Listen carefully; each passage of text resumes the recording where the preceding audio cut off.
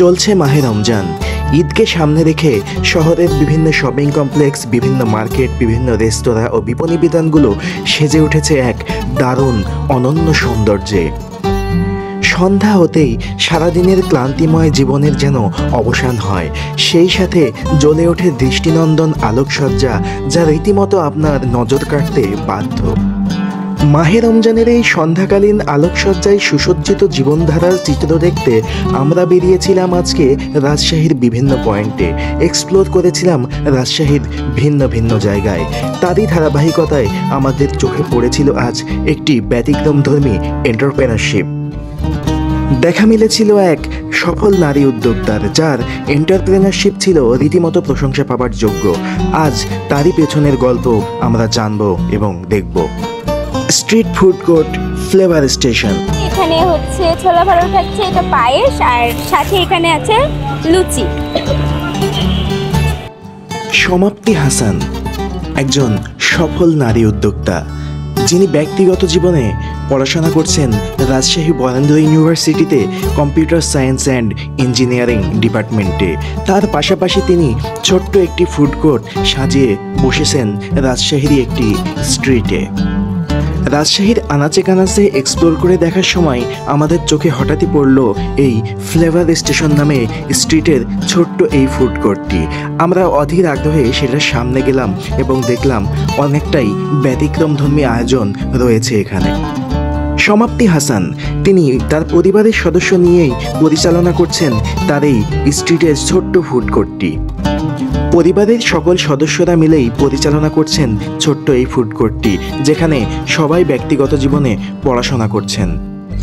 সমাপ্তি হাসানের এই ফ্লেভার স্টেশন ফুড কোর্টটির বিশেষত্ব হচ্ছে এখানে হোমমেড খাবারগুলো অত্যন্ত অর্গানিকভাবে সুপারি গাছের খোলের তৈরি প্লেটে সার্ভ করা হচ্ছে, অত্যন্ত হাইজিন মেনটেন করে।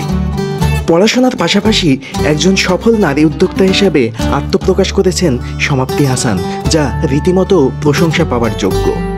কম্পিউটার সায়েন্স অ্যান্ড ইঞ্জিনিয়ারিংয়ের ছাত্রী হওয়া সত্ত্বেও সমাপ্তি হাসান কেন বেছে নিয়েছেন স্ট্রিটের এই ফুড কোর্ট বিজনেসটি, সেটারই পেছনের গল্প আজ আমরা শুনবো এবং আপনাদের শোনাবো। চলুন শোনা যাক। তো প্রিয় দর্শক, স্ট্রিট ফুড বরাবরই আমাকে আকর্ষণ করে। তো আজকে আমরা যে ডকুমেন্টারি করার উদ্দেশ্যে বেরিয়েছিলাম, তো ইনফিনিটি থেকে আমরা আস্তে আস্তে কাবাবের দিকে যাচ্ছিলাম। তো যেতে আমাদের সামনে একটি স্ট্রিট ফুড দোকান চোখে পড়ে। তো সেখানে ব্যতিক্রম ধর্মী একটি এন্টারপ্রেনারশিপ আমরা দেখেছি। তো আমরা একটু তার সঙ্গে কথা বলবো। আসসালামু আলাইকুম। আপনার নামটা একটু? ওয়ালাইকুম আসসালাম। আপনার নামটা একটু বলবেন প্লিজ? আমার নাম হামিনা ফারিহা। আচ্ছা, তো এই যে স্ট্রিটে আপনারা যে ফুড আইটেমটা সার্ভ করছেন, হচ্ছে আমাদের জন্য যে অ্যারেঞ্জমেন্টটা করেছেন, তো এই উদ্যোক্তাটা আসলে কিভাবে হলেন বা এই চিন্তা ভাবনাটা কিভাবে আসলো আপনাদের? এই চিন্তা ভাবনা আমাদের অনেকদিন ধরেই ছিল, বসবো করে বসা হয়নি। হঠাৎ একদিন আমরা সবাই প্ল্যান করলাম যে আমরা টেবিল নিয়েই বসবো। টেবিল নিয়ে বসবো, হ্যাঁ, মানে গাড়ি এখন নিবো না, আমরা টেবিল নিয়ে বসবো। দিয়ে তারপর যেদিন নিয়া করে তারপরের দিন বাজার হাট করা হয়, তারপরের দিনই আমরা বসে যাই। আচ্ছা, সকাল থেকে কি সারাদিনই আপনারা বসছেন? না, সকাল থেকে বসা হচ্ছে না, আমরা হচ্ছে বিকাল 5টা থেকে 9টা পর্যন্ত হচ্ছে বসছি। এটা হচ্ছে রমজানের আগে ছিল। রমজানের মধ্যে হচ্ছে আমরা 7:30 থেকে 10:30, 11টা এরকম বসছি। আচ্ছা, তো খাবারের মধ্যে কতগুলো আইটেম আপনারা এখন সেল করছেন? খাবারের মধ্যে আমাদের 2টা আইটেম আছে, 3টা আছে আর কি। 3টার মধ্যে প্রথম 60 টাকার যেটা হচ্ছে পায়েস, লুচি, ছোলা ভাটুরা, আর 90টাতে হচ্ছে থাকবে পায়েস, লুচি, ছোলা ভাটুরা, চিকেন, আর সাথে থাকবে মোমো। আচ্ছা, তো এই যে স্ট্রিটে আপনারা এত সুন্দর একটা উদ্যোগ নিয়েছেন, এর পেছনে কি কোনো গল্প আছে বা কোনো উদ্দেশ্য ছিল, নাকি হচ্ছে ব্যবসায়িক উদ্দেশ্যে করা? ব্যবসায়িক উদ্দেশ্য না, আসলে আমাদের ইচ্ছা ছিল একটা যে মানে ভালো লাগে থেকে নিজে। আচ্ছা, ভালো লাগে। আর এছাড়া মানে এই বিজনেস ছাড়াও ব্যক্তিগত জীবনে কি করছেন? ব্যক্তিগত জীবনে পড়াশোনা করছেন। কোথায় পড়ছেন? জি, আমি নজরুল হক স্কুলে ক্লাস 8-এ। ওটা হচ্ছে আমার মামনি, হচ্ছে বরেন্দ্র ইউনিভার্সিটিতে পড়ছে। আচ্ছা আচ্ছা, সিএসসি ডিপার্টমেন্টে। আচ্ছা আচ্ছা, মেইনলি ওরই দোকান। আচ্ছা আচ্ছা, মামনির পরীক্ষা চলছে, ওই কারণে আমরা থাকা। আচ্ছা আচ্ছা আচ্ছা আচ্ছা, যাক অনেক ভালো। আমি প্রায় সিটি কলেজ স্টুডেন্ট ছিলাম। আমি 16 বছর পরে রাজশাহীতে। তো রাজশাহীর রূপরেখা অনেকটাই বদলে গেছে, অনেক কিছুই অজানা, অনেক কিছুই অচেনা। তো এদিক দিয়ে আমরা যাচ্ছিলাম, আপনাদের এই হচ্ছে মানে ব্যতিক্রমধর্মী আয়োজনটা দেখে আমি আর কি এখানে আসলাম। এবং হচ্ছে সুপারি পাতার যে প্লেটটা আপনারা ব্যবহার করছেন, এইটা আসলে মাথায় চিন্তাটা কিভাবে আসলো? অ্যাকচুয়ালি ওটা মামনির ফ্রেন্ড মামনিকে গিফট করে, বলছে এটা দিয়ে হচ্ছে শুরু কর, অনেক সুন্দর হবে জিনিসটাও, অনেক সুন্দর। মোটামুটি হচ্ছে অ্যারিস্টোকের যে হোটেল বা রেস্টুরেন্টগুলো আছে সেগুলো কিন্তু দেখা যায় না এই আইটেমগুলো আসলে অ্যাকচুয়ালি।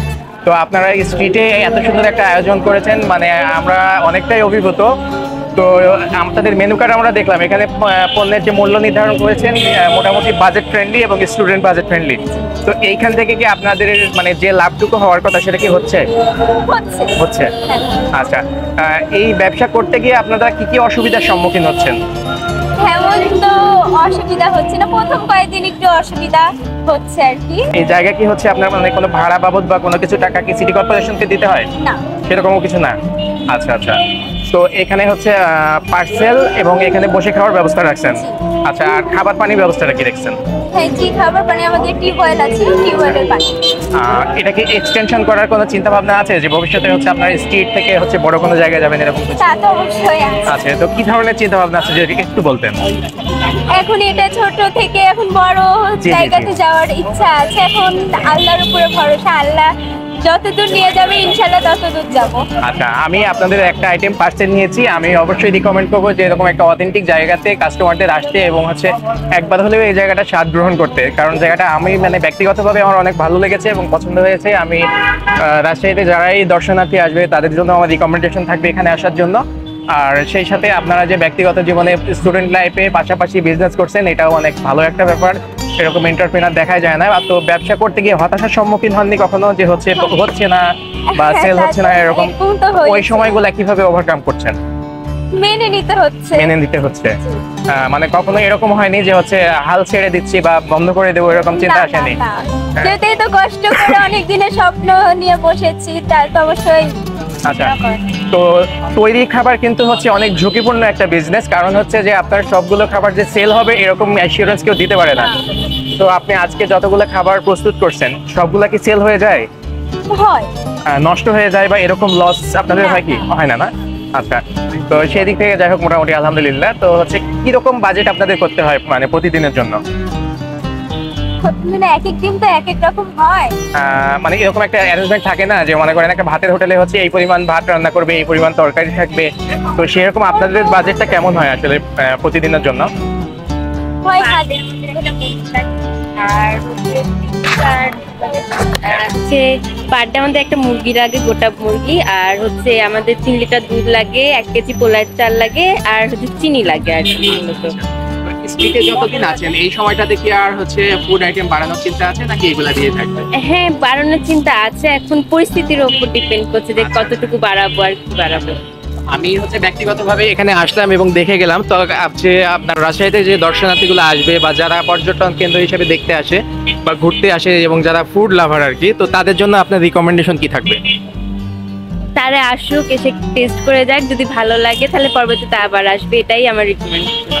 কি কি থাকছে একটু বলবেন? আমাদের এখানে আছে ছোলা ভাটোরা আছে, পায়েস আছে, লুচি আছে, আর হচ্ছে চিকেন আছে। তো আমাদের দুইটা সেট মেনু আছে, একটা 60 টাকার, একটা 90 টাকার। 60 টাকার থাকবে হচ্ছে 2টা লুচি, ছোলা ভাটোরা, পায়েস, আর এগুলা 3টা আইটেমের সাথে চিকেন অ্যাড করে 90 টাকা। তো এটা বাজেট ফ্রেন্ডলি, যারা স্টুডেন্ট আছে তারাও এসে খেয়ে যেতে পারবে, আবার ফ্যামিলি শুদ্ধ আমাদের এখানে এসে খেয়ে যেতে পারবে। আচ্ছা, যাক, অনেক ভালো লাগলো। আপনাদের ব্যবসায়িক সাফল্য কামনা করছি এবং সেই সাথে পরবর্তীতে যে দর্শনার্থীরা রাজশাহীতে আসবে তাদের জন্য আমারও রিকমেন্ডেশন থাকবে। রাফি আছে ক্যামেরার পেছনে। রাফি ফুড আইটেমের মধ্যে হয়তো কিছু একটা নিতে চেয়েছিল। রাফি, তুমি কি নিয়েছো কিনা আমি জানি না, না নিলে হয়তো নিয়ে যাবে। তো আমি আর একটা জিনিস একটু অডিয়েন্সকে দেখাতে চাই, আমাকে একটা সুপারির প্লেট দেখাবেন। আচ্ছা, প্লিজ একটু ফোকাস করো।